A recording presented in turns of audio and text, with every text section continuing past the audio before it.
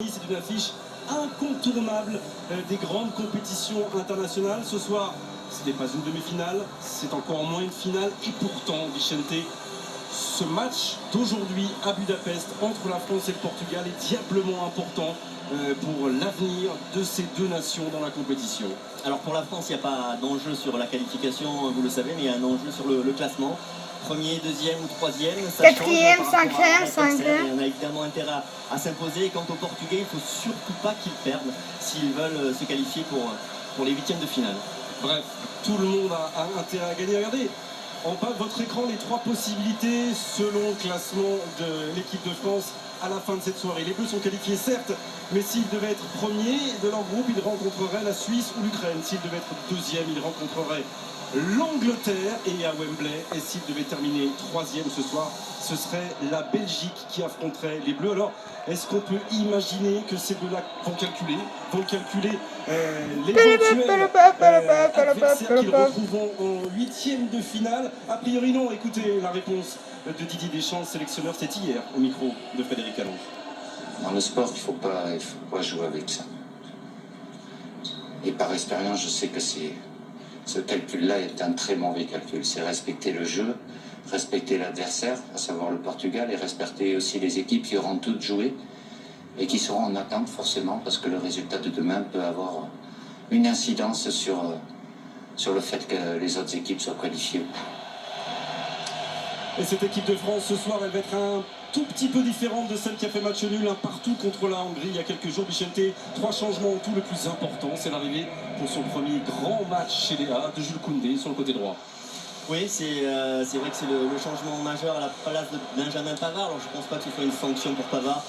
Il a été en difficulté face à la Hongrie, il a été très bon face à l'Allemagne, et puis c'est un joueur qui est là depuis 2018.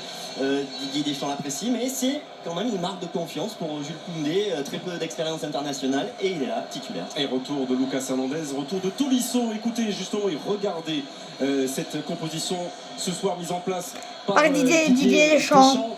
A priori en 4-2-3-1, c'est le retour à ce qu'on avait vécu il y a quelques temps. Oui, en 2018 à la Coupe du Monde avec, on se rappelle Matuidi qui était sur le côté gauche. On va faire la même normalement avec Tolisso sur le côté droit. Donc on verra dans l'animation. Et puis Ronaldo bien sûr sera là à côté portugais. Cristiano Ronaldo, on espère simplement malgré tout le respect qu'on doit à cet immense joueur qui ne marquera pas le 108e but de son immense carrière ce soir face aux Bleus. 2 changements côté Fernando Santos, le sélectionneur portugais. Oui, Moutinho et Renato Sanchez à la place de William Carvalho et Bruno Fernandes. Ils ont pris 4 buts face à l'Allemagne. Ces changements pourraient rééquilibrer un petit peu cette équipe. En tout cas, c'est l'envie de Fernando Santos. On en a tous une énorme envie de ce France-Portugal. On en a connu tellement d'importance. Ouais, France-Portugal. Sans remonter à 1984 et à cette demi-finale incroyable de Marseille. Vous avez connu une demi-finale aussi, Vicente, d'un Euro terriblement tendu et de très haut niveau en 2000. Et bien sûr, la dernière grande confrontation, c'était en finale il y a 5 ans au Stade de France. Le jour de gloire des champions d'Europe, d'abord des champions du monde, ensuite pour ce dernier match de groupe dans une Puskás Arena pratiquement pleine, pratiquement 60 000 spectateurs ce soir.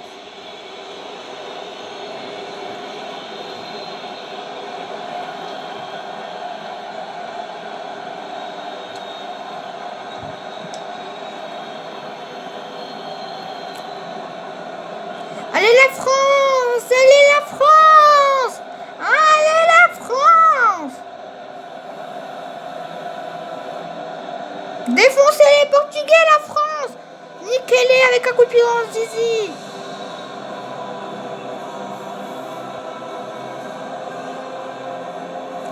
La joute de Écoutez les hymnes en débutant. Le grand plan sur Kylian Mbappé. ouais! Gloire est arrivée, le jour de gloire est arrivé. Au-delà de la pyramide, les lumières de la Marseillaise.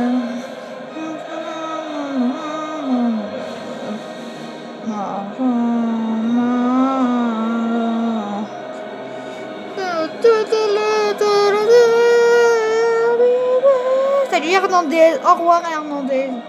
Salut Koundé, au revoir Koundé. Salut Varane, au revoir Varane. Salut Tolisso, au revoir Tolisso. Salut Hugo, Hugo. Et de la Marseillaise. Argent, Sucéidon. Nous pour la France. Nous pour la France. Elle a été reprise par les 7000, 7500, peut-être 8000 supporters français qui sont là ce soir à Budapest, à Portuguesa. L'hymne portugais. Quoi?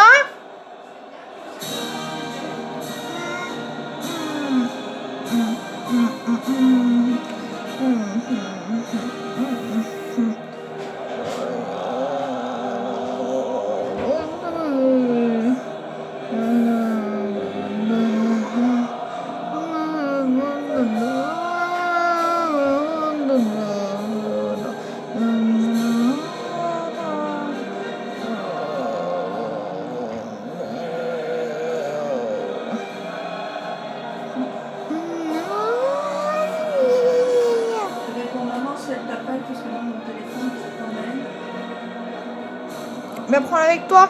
Non, parce que je vais de droite à gauche.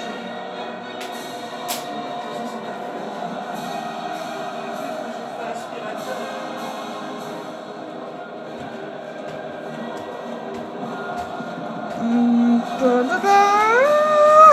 El de friend.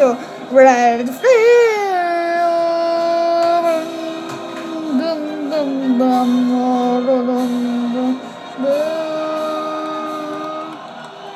Arrêtez de Orlando. À Budapest, de l'enjeu, des joueurs immenses et un stade plein. On se retrouve dans quelques secondes pour vivre ce Portugal-France en direct sur TF1. Tout de suite.